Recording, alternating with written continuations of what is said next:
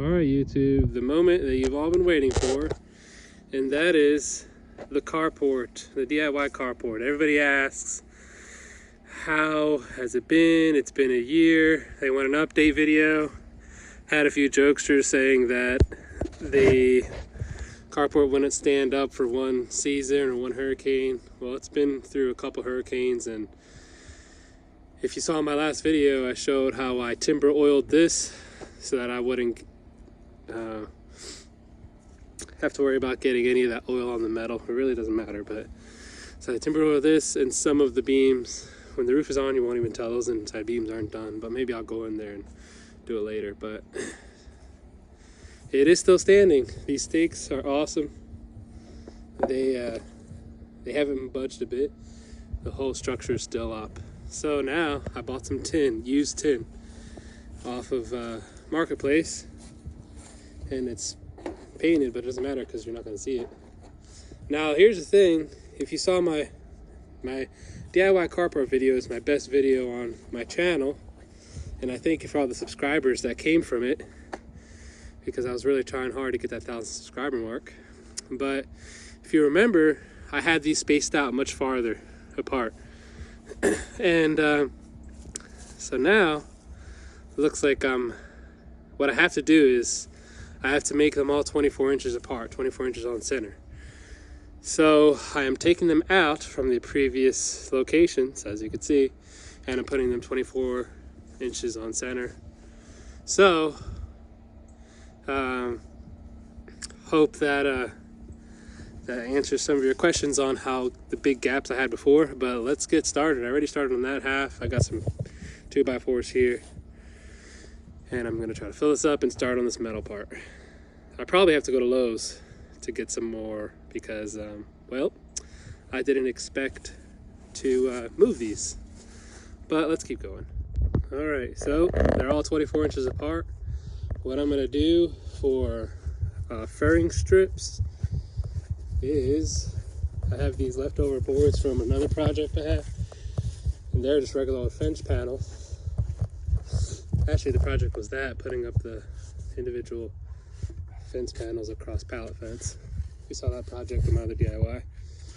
But I'm just gonna put these across the top so that the sheets can nail into them.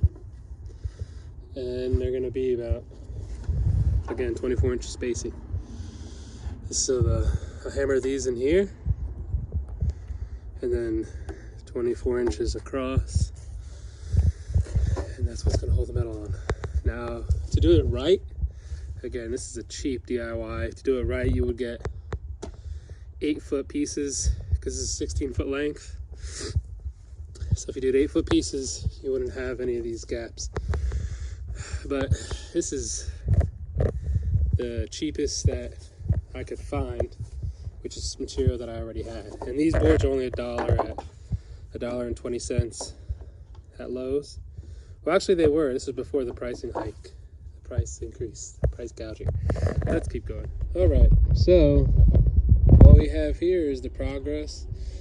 Now that's what I was talking about, is getting longer furring strips so it meets at that point. But again, reusing recycled fence boards that I had from another project.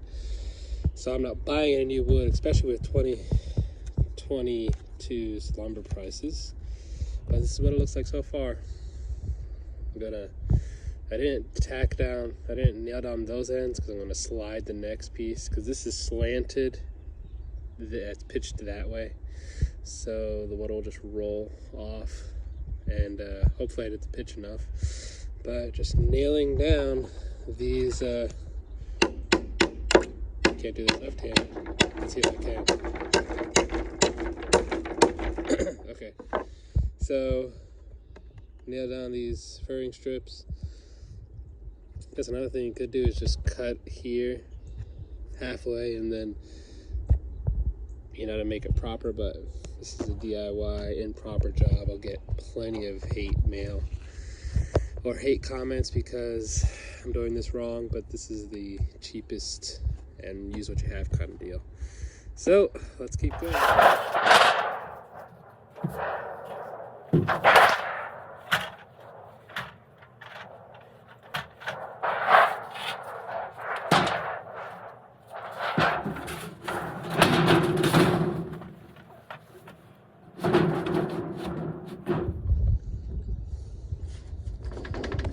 take it.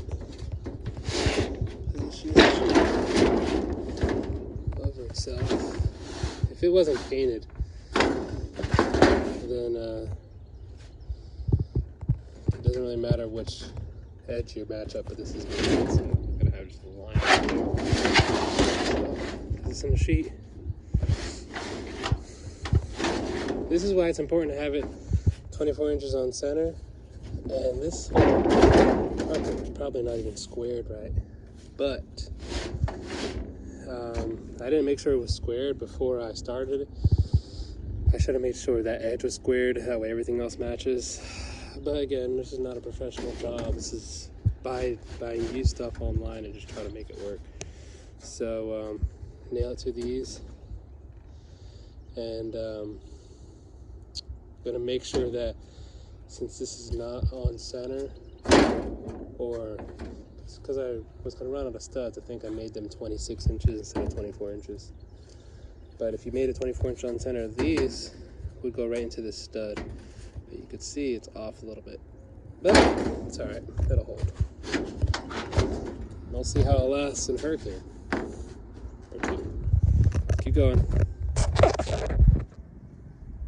Oh, we're getting there. Now we have a little tricky part, which is I'm gonna notch this out so that I can fit the pole. Did not account for this, but we'll keep going, we'll figure it out. All right, so what I'm doing here is I'm gonna split these in half, about 55.5 inches, and I'm gonna finish these edges, 55.5. There's gonna be overlap, but that's fine. There's gonna be more overlap on that side, but I didn't wanna just have like 2 inches pieces, scraps laying around. So just taking this crayon, marking it 55.5 inches, pieces, and just take this over to circular circle.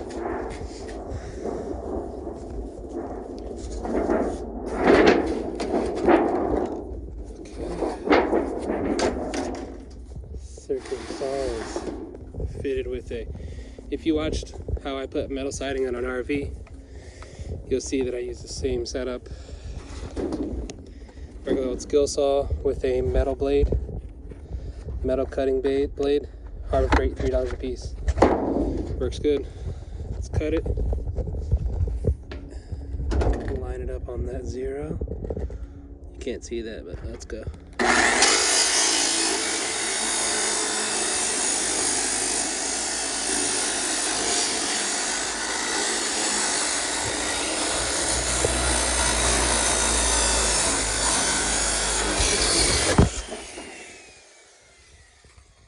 Perfect, but it's cut.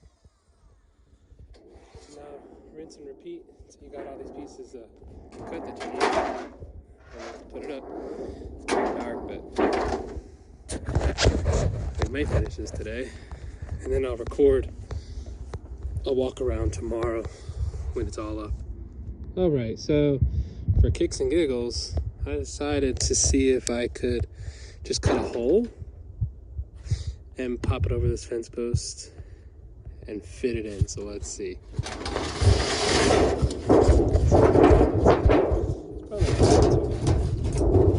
Under there. There. Just follow you. That's kind of funny how it fit. Say, oh, anybody could measure a hole and cut a hole out. Yeah, you're right. But I never did it before, and I just showed myself that I can do it. So now that's pretty squared.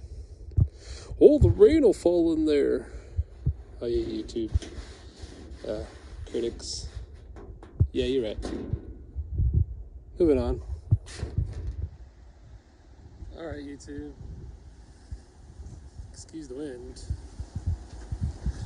But this is the carport all done. You have the mahogany timber oil done.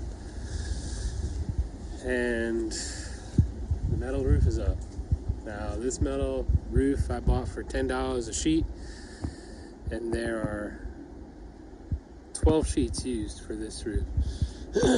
So, can be done. Hey, the only thing I'm looking out for is hopefully I did enough pitch. This timber oil is still drying up top.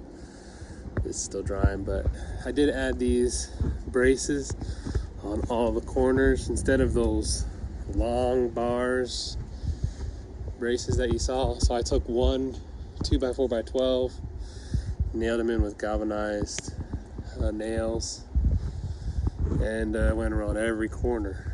So let me just do a shake to probably see how much movement we got there. See that movement? I'm not sure if you can see the movement, but we'll see how well it holds up through some hurricanes. As you can see, because I added more, I'm probably gonna cut those down. I thought about putting like some tin right here. That way I have like a little table here for like my random crap that I use for these projects. But I didn't have hurricane straps because I added studs. So I'm gonna have to go add hurricane straps for these two studs that I did, and I would highly recommend, especially with hurricanes coming through, you want to be protected. And another thing with that timber oil is, you might be able to tell this is darker than this. Well, it is two different woods, but I didn't shake that gallon that I put in the pump sprayer. And then when I found the leftovers, I realized it was a lot thicker and darker. So if I'd have shaken it, it might have been different results. Because look, you can even tell the blend between overspray and then me wiping it down. But either way, this is a very cheap DIY. If I were to buy these, I think they were 12-foot pieces.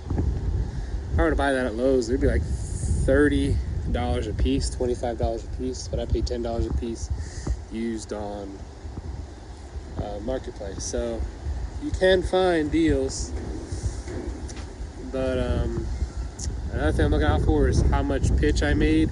Maybe you want to make yours with more pitch, but it's supposed to rain later on today, so we'll see how well it lasts in the rain, like if it pours the water down, because I made this side lower than that side, and then that side even lower than this corner, so it's supposed to be pitched down that way. That's definitely not correct, but again, it's the first time I made something like this. But thank you all for the watching, for the clicks and subscriptions. But if you want to see more of these homemade DIY projects, stay tuned. This, as you can see, my Jeep got stuck. My two-wheel drive Jeep got stuck. Of course not my four-wheel drive, but I'm gonna, if you saw my other videos, mudcrete. I'm gonna till this, and I'm gonna add concrete bags to the soil to stiffen up the floor. I'm gonna tamp it all down, but that'll be another video. I've already done one video like it, but I didn't have a tamper, and I just used a piece of wood and a stick and a mallet, 5-pound sledgehammer. But stay tuned if you want to see how I make this a little bit stiffer with mudcrete, and that'll be way cheaper than putting concrete here. So anyways, if you like the video, subscribe. Thanks for watching.